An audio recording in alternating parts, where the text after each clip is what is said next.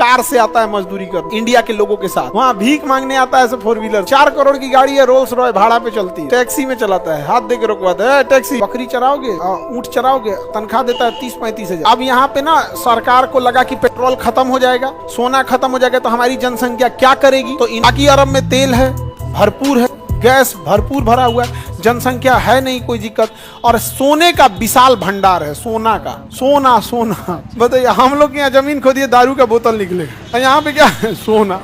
दुनिया में सोना का भी डिमांड भरपूर है, इतना महंगा हो गया सोना, पेट्रोलियम के बिना कुछ चल नहीं सकता है, जनसंख्या यहाँ के लोगों के पास है नहीं। अब यहाँ पे ना सरकार को लगा कि पेट्रोल खत्म हो जाएगा, सोना खत्म हो जाएगा, तो हमारी जनसंख्या क्या करेगी।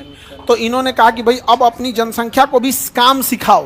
तो अब सऊदी अरब वाला भी ना काम करने लगा है, तो मजदूरी वगैरह वो भी करता है इंडिया के लोगों के साथ, कार से आता है मजदूरी करने, वहाँ भीख मांगने आता है 4 व्हीलर, सऊदी अरब में भीख मांगने आता है 4 व्हीलर, सऊदी अरब में जाके 4 करोड़ की गाड़ी है, रोल्स रॉय भाड़ा पे चलती है, टैक्सी में चलाता है, हाथ दे के रोकवाता है, टैक्सी, यस सर, यहाँ चलना है, जनसंख्या ही नहीं है वहाँ पे। तो ये प्रॉब्लम है। आज भी हम लोग की इकोनॉमी बहुत बड़ी है, बट प्रॉब्लम क्या है, जनसंख्या।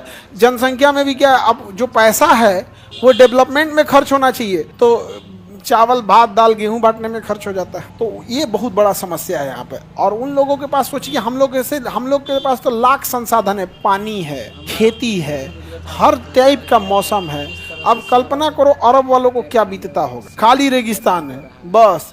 अब लेकिन जनसंख्या कम है, अब वो लोग बकरी पालता है, लोग खाने के लिए ऊँट पालता है, तो इंडिया से लेबर बुलाता है, वैकेंसी निकलती है, मजरे में जॉब करोगे, सऊदी अरब में बकरी चराओगे, ऊँट चराओगे, तनख्वाह देता है 30-35 हजार। यहाँ से जाएंगे तो वहाँ 30-35 हजार नहीं देता है, वहाँ देगा आपको 1200 रुपया, 800 रुपया।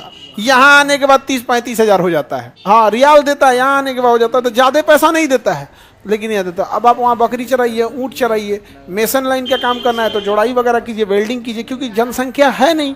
और वहाँ की जनसंख्या के वहाँ के मजदूरों से काम कराएंगे तो उनको तब 1000 रियाल पे तो काम नहीं करा सकते हैं, उसको ज़्यादा देना पड़ेगा। इसलिए हमारे यहाँ से बहुत सारे वर्कर कहाँ काम करते हैं, सऊदी अरब। इस तपती धूप में, जहाँ आपको पंखा में लॉज में अगर 1 घंटा लाइट कट जाता होगा तो हालत ख़राब हो जाता होगा, सऊदी अरब में इतना धूप में काम करते होंगे। और हमारा देश नहीं जानते हैं उनसे क्या किया। हमारे यहाँ से 55 लाख लोग अरब देश में काम कर रहे हैं, जहाँ से बिना भारत सरकार का कुछ भी किए यहाँ सीधे पैसा भेजते हैं भारत में, सीधा पैसा। और भारत सरकार के पास विदेशी मुद्रा का भंडार भर गया है। दुनिया में सबसे ज़्यादा अगर कोई मजदूर कमा के पूरी दुनिया में पैसा भेजता है तो भारत में, पूरी दुनिया में। और हमारे सरकार उन्हें वोट डालने का अधिकार नहीं देती। मतलब कभी कभी मन करता है ना कि कंफ्यूज हो जाते हैं, दाहिना हाथ से तमाचा चलाएं कि बायां हाथ से। अरे भाई कभी मैं दोनों हाथ से मारे भाई।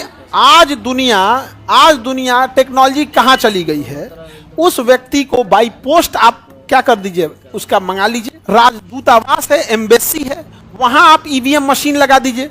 हर देश में गया है तो दूतावास है कि नहीं है, तो आप जहां जहां ज्यादा है उस देश में 3-4 जगह एम्बेसी लगा दीजिए, वोटिंग मशीन लगा दीजिए, वो कम से कम वोट तो दे दे।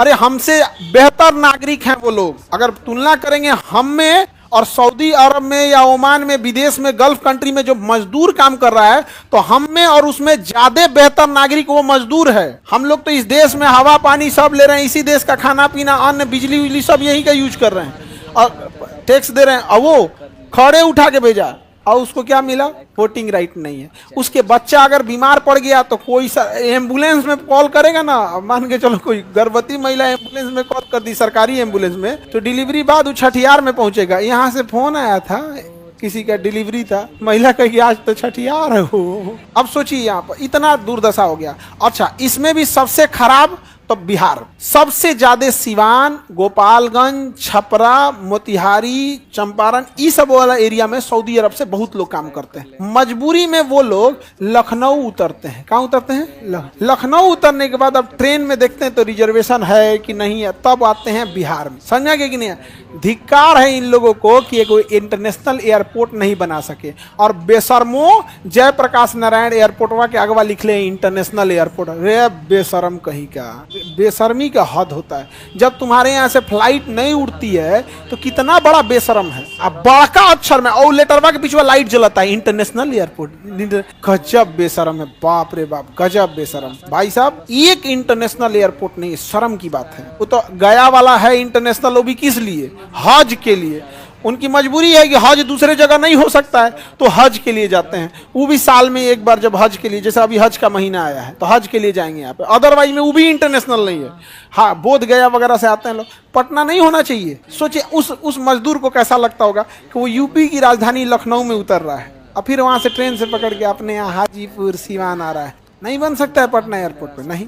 क्योंकि हम लोग को चाहिए क्या? गुंडों की लात, बतियाने के लिए जात और खाने के लिए भात। समझे? यहाँ गुंडा लात मारेगा मालिक, फिर एक दूसरा हाँ मालिक, हाँ मालिक। मतलब ना, गुलामी करने में हम आज भी आगे हैं। यहाँ एक गांव में एक विधायक घूम जाएगा ना, नतमस्तक हो जाएंगे लोग यहाँ पर।